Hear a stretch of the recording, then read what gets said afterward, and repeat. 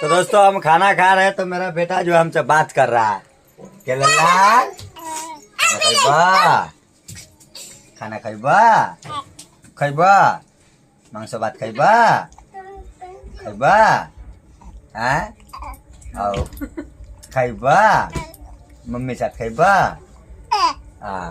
तो देख सकते हैं मेरा बेटा बात कर रहा है छोटा वाला। देखिए बाबू को आओ बात खैबा खैबा मेला घुर के आ लेला। हाँ तो देख सकते हैं मेरा बेटा बात कर रहा है। अभी छोटा अभी 2 महीना का है तो बात कर रहा है और हम खाना भी खा रहे हैं। देख सकते हैं खाना खाते के तो हमको हल्ला कर रहा है हमसे बात करो।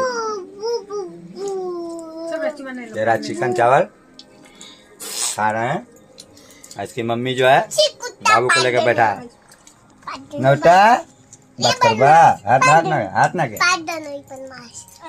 बात करबा पप्पा से बात खैबा